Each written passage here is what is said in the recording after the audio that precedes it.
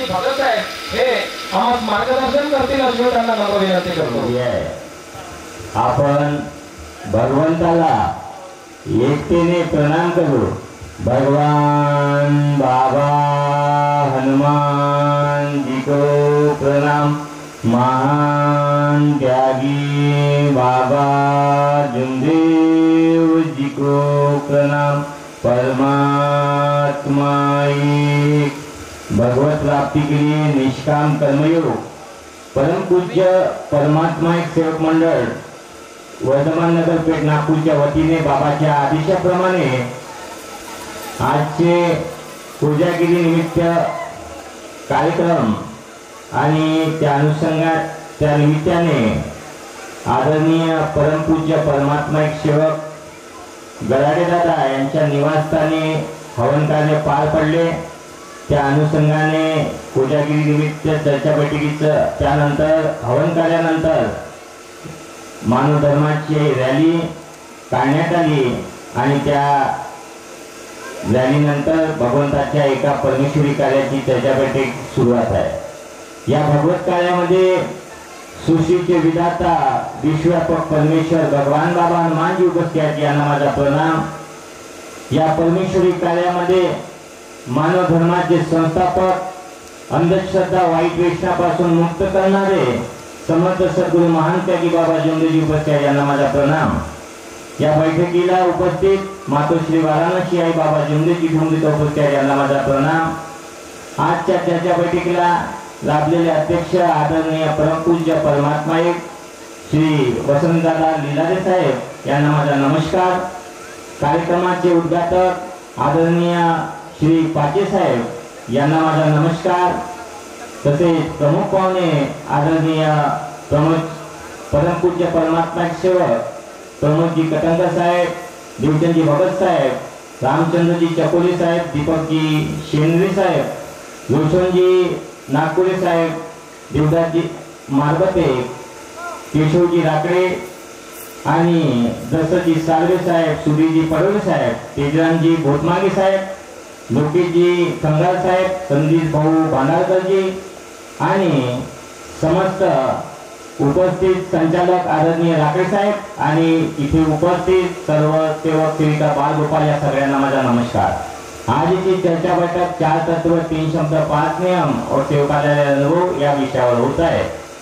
तरी प्रस्तावना झाली आणि बाबांनी दिलेले विचार हा मार्ग विचाराचा आहे, आचरणाचा आहे, कर्माचा आहे आणि बाबांनी दिलेले विचार आपण अनेक मध्ये असताना ज्याप्रमाणे आपले विचार आपलं वागणूक आपण ज्याप्रमाणे एकमेकाविषयी बोलत होतो आणि ते कर्म जे करत होतो ते कर्म आपले कुठेतरी वाईट होते आणि त्याच्यामुळे आपल्याला दुःख आले हे बाबा म्हणतात कि अपने कर्म ही अपने पीछे दौड़े है, कोई भूत शैतान नहीं, दैवी शक्ति एक है। आपले कर्म आपले विचार हेच आपल्या मागे लागले आणि ते भूत शैतान म्हणून आपण म्हणत गेलो आणि त्याचा परिणाम आम्हाला भोगावा लागला। आता आपण मार्गात आलो।